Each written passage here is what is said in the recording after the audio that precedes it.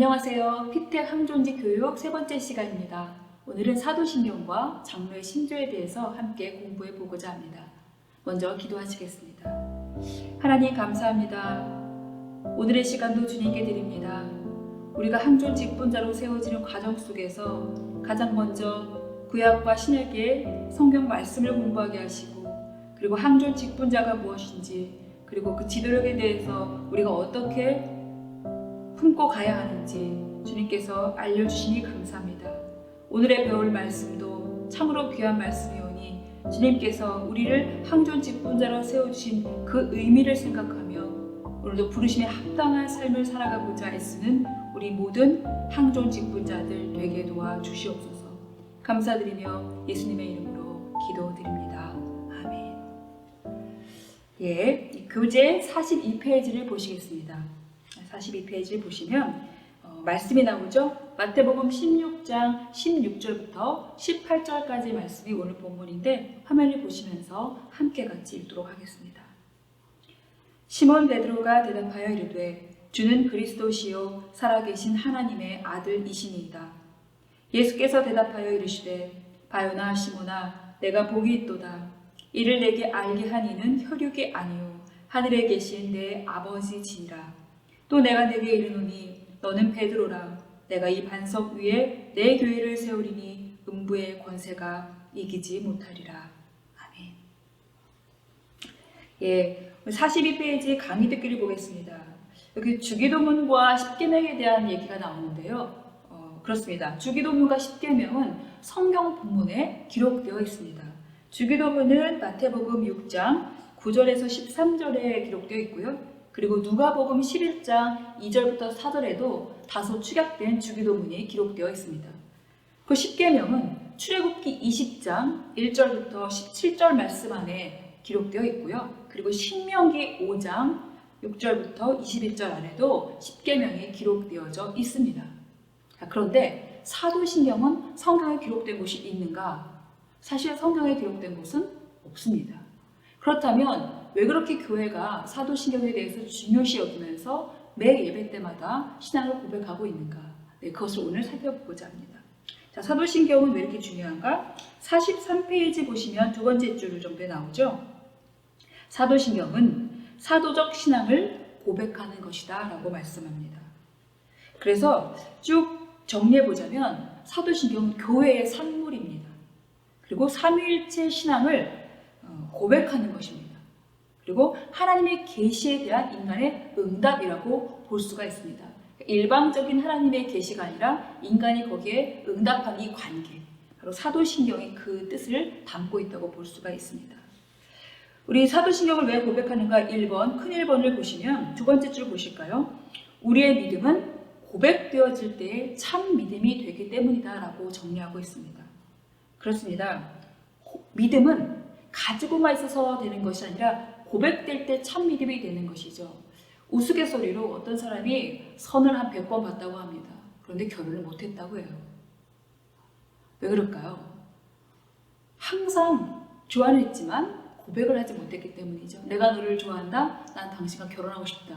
이렇게 고백하지 못했기 때문에 항상 누군가가 중간에 가로채 갔다는 것이죠.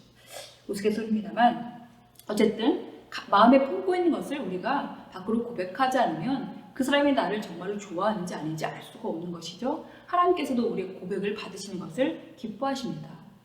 예수님께서 이제 그 가이사랴 빌립보 지방에 가셨을 때에 제자들에게 이런 질문을 하십니다. 사람들이 인자를 누구라고 하느냐?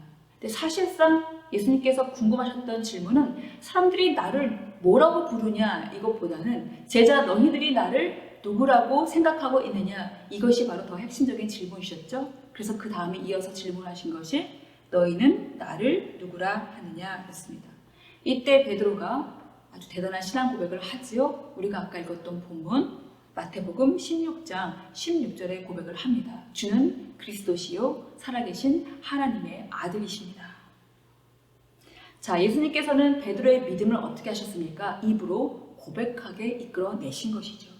그래서 우리가 그 중간쯤에 말씀을 보시면 로마서 말씀 나옵니다. 교재 사람이 마음으로 믿어 의에 이르고 입으로 시인하여 구원에 이르느니라. 그렇습니다.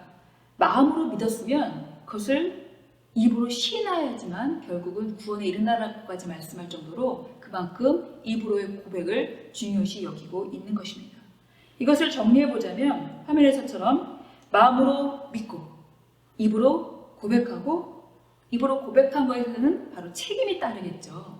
그 책임이 따르게 되고 결과적으로는 그 믿음을 항상 고백하는 것.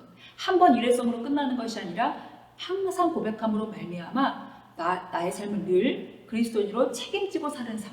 바로 이것이 신앙 고백의 중요한 의의라고 할 수가 있습니다. 그 교재 끝에 보시게 되면은 교회 역사에서 생겨난 신조들에 대해서 얘기가 나오고 있는데 한 6가지 교리로 확정된 것들을 말하고 있습니다. 화면을 보시게 되면 나오죠. 자, 사도신경, 그리고 신조, 요리문답, 웨스트민스터 신앙고백, 대한예수교 장로의 신앙고백서, 그리고 21세기 대한예수교 장로의 신앙고백서, 6가지 정도로 이 장로회에서 고백하는 신조를 교리를 정리해 볼 수가 있습니다. 자, 페이지 넘겨서 두 번째 항목입니다. 사도신경의 형성 과정은 그러면 어떤가? 어떻게 해서 생겨났는가 궁금하죠? 화면을 보시게 되면은 점진적으로 완성되었다라고 합니다. 한 번 만들어지고 끝난 것이 아니라 점진적으로 처음에는 질문형이었다가 나중에는 그냥 긍정형 문으로 바뀌는 그런 형태를 볼 수가 있겠습니다.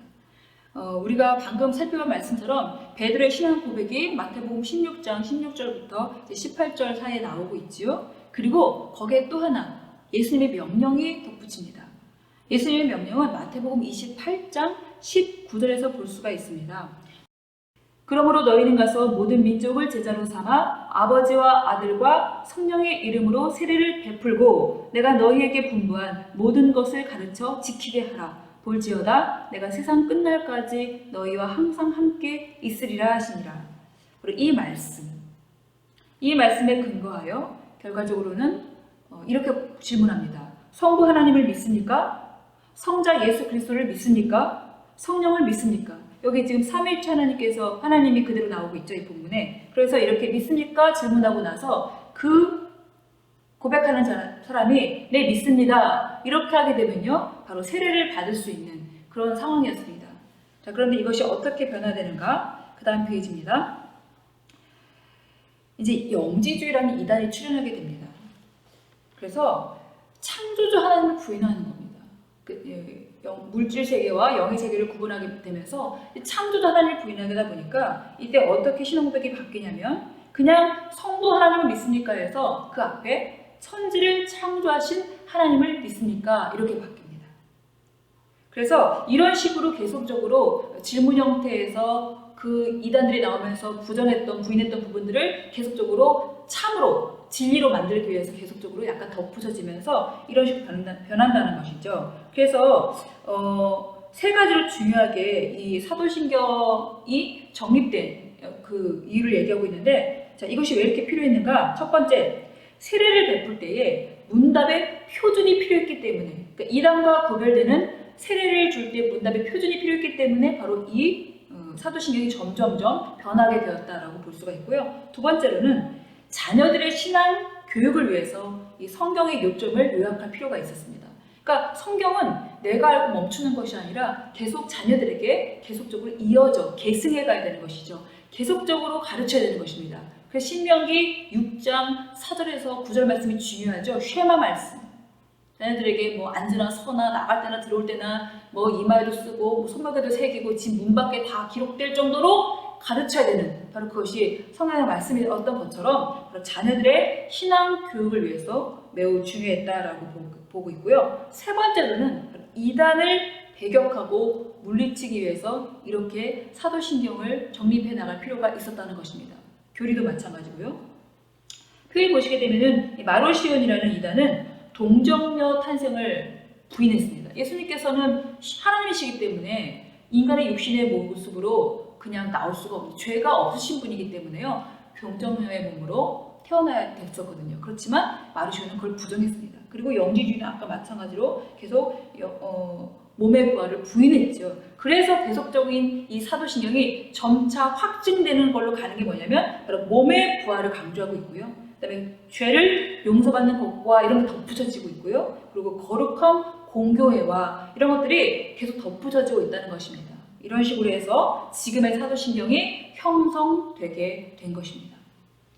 사도신경의 내용은 어떤 것이 중요한가라고 보게 되면 이제 우리가 3번으로 가겠습니다. 45페이지 3번으로 가게 되면 사도신경 내용에는 크게 5가지로 요약해 볼 수가 있습니다. 성부 하나님에 대한 부분, 성자 예수님에 대한 부분, 성령 하나님에 대한 부분, 그리고 교회, 그리고 성도 이런 내용들이 사도신경 안에 함축되어져 있습니다. 그렇기 때문에 사도신경 안에는 참다운 진리, 이단을 배격할 수 있는 참다운 교리가 다 여기에 함축되어 있다는 것입니다. 그렇기 때문에 사도신경이 중요하다는 것입니다.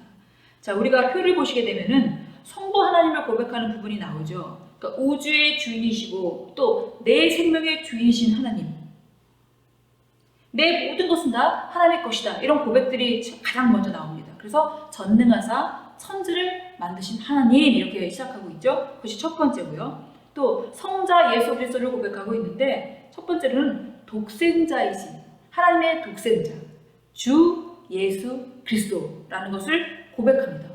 고백문 안에서 두 번째고요. 그 다음에 또 표를 보시게 되면은 예수님에 대해서 6가지나 고백하고 있죠. 출생, 동정녀 마리아에게 나셨다. 네 번째로는 고난, 본디오 빌라도에게 고난을 받으셨다.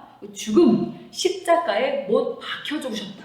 그리고 부활, 그 죽음에 머물러 있지 아니하고 3일 만에 살아나셨다. 그리고 승천, 하늘에 오르시어 라고 나오죠. 하나님 우편에 앉아 계시죠. 다시 심판으로 오신다. 바로 재림, 그래서 심판으로 오시는 것 부분이 8번째 항목이고요. 그 다음에 이제 성령을 고백하고 있는데 성령을 고백하는 부분 이후로 이제 4가지가 나옵니다. 거룩한 공교회와 성도의 교제와 죄를 용서받는 것과 몸의 부활과 영생을 믿습니다. 아멘. 이렇게 긍정문으로 끝나게 되는 완성적인 형태, 바로 이것이 현재 우리가 고백하고 있는 사도신경입니다. 자, 사도신경은 맨 마지막으로 정리해 보겠습니다. 삼위일체 하나님의 구원 역사의 총괄적인 믿음의 고백이다 라고 정리해 볼 수가 있습니다. 지금 사도신경의 내용을 한 12가지 정도를 정리해 볼 수가 있는데 이래서 12항목이다 보니까 이 12사도가 한 주씩 고백했다는 그런 설이 있습니다. 그런 설도 있고요. 그리고 이제 우리가 그런 여러 가지 많은 얘기들이 나와 있지만 그런 것들은 다 또 루터는 이렇게 말합니다. 사도신경은 신앙의 간결하고 올바른 조항이다. 또 칼빈은 어떻게 말하고 있냐면 신앙의 요약과 개요이다. 그러니까 그만큼 사도신경 안에는 우리가 믿고 있는 하나님, 또 우리를 구원하신 예수님, 그리고 지금도 성령님께서 우리를 중보하시며 말씀을 알려주시고 하나님을 깨닫게 하시는 그 모든 은혜의 역사가 바로 사도신경 안에서 전부 다 고백되어지고 있다라고 말하고 있습니다. 그러니까 사도신경을 매 예배 때마다 고백하는 것은 너무나 중요하며 우리의 삶에서도 이 사도신경이 늘상 고백되어져야만 너무나 중요하겠죠. 왜냐? 고백되어졌을 때에 그 고백되어진 거에 책임이 따르게 되기 때문입니다. 우리가 누군가를 좋아한다고 고백했다면 그리고 결혼하자라고 고백했다면 그 사람을 책임지듯이 말입니다. 그래서 비유를 그렇게 들었지만 사도신경의 중요한 부분을 우리가 오늘 새겨보면서 우리가 사정로의 신조로 넘어가고자 합니다.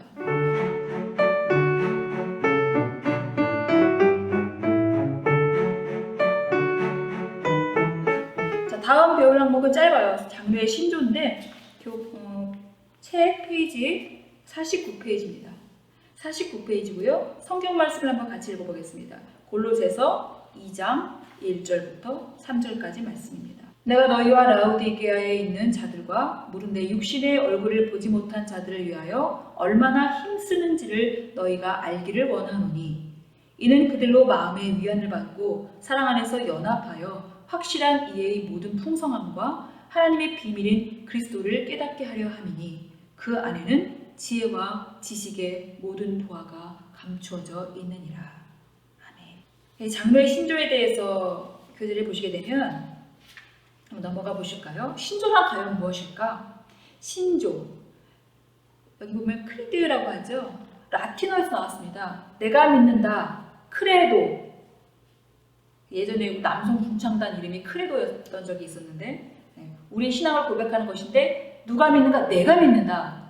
이렇게 나의 신앙을 고백하는 것이죠. 그래서 신조는 내가 바로 예수 그리스도를 믿는다. 나는 예수 그리스도를 믿음으로 구원을 받은 자이다라는 어떤 확신과 그리고 그 신앙의 고백들이 전부 다 이 신조 안에 담겨져 있기 때문에 이 신조는 그런 의미로 중요하다고 볼 수가 있습니다. 여기 보시면 개인적인 신뢰와 그리고 신앙의 전통을 쭉 내가 계승하고 있다는 것을 증거할 수 있는 것이죠. 그러니까 갑자기 어디에 산불에서 뭐가 불쑥 튀어나와 난 하나님의 계시를 받았다. 이 이단성 있잖아요. 이거 위험합니다. 그래서 신앙은 계속적인 그 정통이 계승되어져 오는 것이 매우 중요합니다.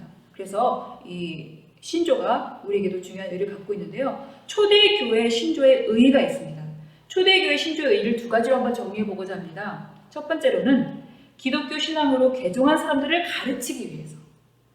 이 신조가 중요했던 것은 이제 그때는 유대교, 전부 유대교였는데 예수님께서 오심으로 말미암아 이제 유대인들이 결국 그리스도인이 되는, 우리 지난 시간에 배웠죠. 안디옥에서 처음으로 비로소 그리스도의 일컬음을 얻었던 때가 바로 안디옥교였는데 그들이 다 유대교에서 예수를 믿는 사람으로, 즉 그리스도인으로서 그들이 바뀌면서 이런 신조가 필요했다는 것입니다. 그래서 신앙으로 기독교 신앙으로 개종한 사람들을 계속적으로 가르치고 교육하기 위해서 바로 복음을 알려주기 위해서 이 신조가 필요했다는 것입니다. 두 번째로는 교회의 신앙과 전통을 바르게 계승함으로 교인의 사명을 감당하게 하려고 이 신조가 중요했다는 것이죠. 뭔가 어떤 그 기준이 있어야 우리가 바른 신앙생활을 하고 있는가, 우리가 바른 참다운 진리를 따라가고 있는가, 우리가 진짜 교회를 다니고 있는가, 예수님을 정말 믿고 있는가, 이런 것들을 우리가 기준 삼을 때 이 신조가 매우 중요하다고 보는 것입니다.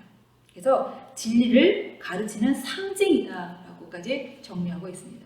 그래서 대한예수교 장로회, 우리가 지금 대한예수교 장로회 통합측이죠. 대한예수 장로회 안에는 12가지 신조가 있습니다. 그래서 12신조라고 부르는데 표를 보시게 되면 이렇게 정리합니다. 우리 교과서 오늘 보시게 되면은 50페이지부터 마지막 53페이지까지 12항목, 54페이지까지군요. 12항목이 있는데 이 12항목 여러분들이 읽어보시면 됩니다. 읽어보시면 되고 제가 표에다가 정리를 12항목을 해놨어요. 그러니까 그 내용을 요약한 것입니다. 한번 보실까요? 첫 번째로는 성경의 무엇성. 그러니까 우리가 어떤 걸 기준으로 해야 될까? 성경입니다. 이 진리의 말씀. 이 진리의 말씀에 한치의 오차도 없다라는 것을 우리가 기억하면서 뭐 토시가 틀렸나 안 틀렸나 이런 것이 아니라 진리에서 한치의 오차도 없다라는 것입니다. 그렇기 때문에 이 성경의 모성을 강조하는 것은 매우 중요하고요. 우리의 모든 기준을 바로 이 성경, 바로 캐논, 잣대를 삼자라고 첫 시간에 공부했었죠. 성경의 모성 중요하고요. 두 번째로는 무엇이 중요할까요? 하나님의 유일성. 하나님 오직 한 분이시죠. 삼위일체. 하나님은 세 육격을 갖고 계시지만 그러나 한 몸이신 한 분이십니다. 그 유일성. 세 번째 항목 나오네요. 삼위일체 하나님 한 분이시지만 그러나 성자 예수 그리스도 그리고 성령 하나님 다 모두 삼일체 하나님 안에 다 속해져 계셔서 결국 한 분이시지만 그러나 삼위격을 갖고 계신 그것이 중요하고요. 네 번째는 창조주 하나님이십니다. 아까 영지주의가 계속 하나님의 창조성을 부인한다고 말씀드렸죠. 그렇기 때문에 창조자 하나님에 대한 강조가 이 신조 안에 고백되어져 있고요. 그 다음에 하나님의 형상, 이제 인간으로 왔습니다. 우리는 바로 하나님의 형상 따라 지음받은 존재지요. 다른 피조물들, 동물이라든가 아니면 자연이라든가 다른 피조물들은 해, 달 이런 것들도 하나님의 형상을 갖고 있지는 않아요. 그러나 인간만 창세기 1장 26절부터 28절 사이에 보시면 우리의 형상을 따라 사람을 만들자라고 하셨던 하나님의 그 계획 안에 우리는 바로 하나님의 형상 따라 지음받았다라는 그 진리의 말씀이 있죠. 여섯 번째 항목으로는 모든 사람이 죄인이다라는 것이 들어져 있습니다. 그러니까 여기까지는 하나님의 형상까지는 좋은데 그 이후에 바로 창세기 3장에서 인간이 하나님의 명령을 거역함으로 말미암아 결국은 죄인이 되었고요. 죄의 상태에 빠지게 되었고요. 하나님의 진리, 하나님의 거룩에 이르지 못하는 상황이 되어버렸죠. 그래서 그 사이에 누가 필요했는가? 우리를 구원하실 예수 그리스도가 반드시 필요했다. 우리를 구원하실 이는 오직 한 분, 바로 예수 그리스도시다. 이것이 진리잖아요. 이걸 우리가 이 12신조에서 같이 고백하고 있습니다. 일곱 번째 항목으로는 그래서 유일한 구원자 예수 그리스도. 방금 여러분 말씀드린 거. 그 다음에 8번째 항목으로는 성령의 역사. 예수님께서 이제 육신으로 살아계셨지만 공생하셨지만 그러나 십자가의 죽음을 죽으셔야지만 우리 죄를 구원하실 수 있는 대속의 대가를 치르실 수 있는 것이기 때문에 예수님은 죽으셔야 됐고 인간이기 때문에 죽었으면 영으로 살아나야지만 결국 예수님은 몸의 부활을 하셨죠. 그래서 몸의 부활을 하시면서 부활하신 몸으로 지상에서 40일간 제자들을 만나시고 그리고 승천하시는 모습까지 이 감람산에서 모두가 보게 하셨습니다. 그래서 바로 하나님 우편에 올라가셨죠. 그러고 나서 주님께서 보내주시겠다고 약속하신 분이 바로 성령님이잖아요. 성령님이 그 오순절 강림 사건 사도행전 2장에 바로 임하면서 그 제자들이 그 성령님에 의해서 모든 복음을 전하는 자들이 되게 된 것이죠. 성령의 역사 중요하고요. 9번째 항목으로는 그리스도를 믿음으로 구원받는다. 자, 하나님께서 다 이뤄 놓으셨습니다. 그리고 인간의 상태는 이렇습니다. 예수님께서 구원자로 오셨어요. 그러나 무엇이 중요합니까? 우리가 믿음으로 고백하지 않으면 우리는 구원을 받을 수가 없는 것입니다. 모든 것을 다 준비해 놓으셨는데 사람의 반응, 아까 그랬죠? 하나님의 계시에 대한 인간의 응답이 필요하다는 것입니다. 근데 응답도 부르셨을 때에 그 마음에 믿는 마음을 주시고요. 그 믿는 마음을 주실 때 마음을 내가 열고 고백하기만 하면 그러면은 우리가 구원을 받게 된다라고 말씀합니다. 많은 분들이 전도할 때 이제 영접 기도라는 것을 같이 하죠. 그 왜 이렇게 중요한가 하면요. 복음을 막 전달하고 나서 나만 전달하고 나서 상대방이 거기에 대해서 예스가 없으면요. 나만 말하고 만 것이 되잖아요. 일방적이잖아요. 그렇기 때문에 그 복음을 들은 자가 예, 믿습니다 라고 하는 그 고백이 바로 영접기도입니다. 그래서 영접기도할 때 보통 전도자가 이렇게 기도를 쭉 하게 되면 그 전도받는 사람이 따라하게 되고 맨 마지막으로는 주 예수 그리스도를 나의 구주로 받아들이시겠습니까? 받아들입니다. 이렇게 기도하는 거에 대해서 아멘으로 같이 응답하는 이것이 이루어졌을 때에 주님께서 그 마음으로 들어가서 그 사람의 주인이 되실 수가 있습니다.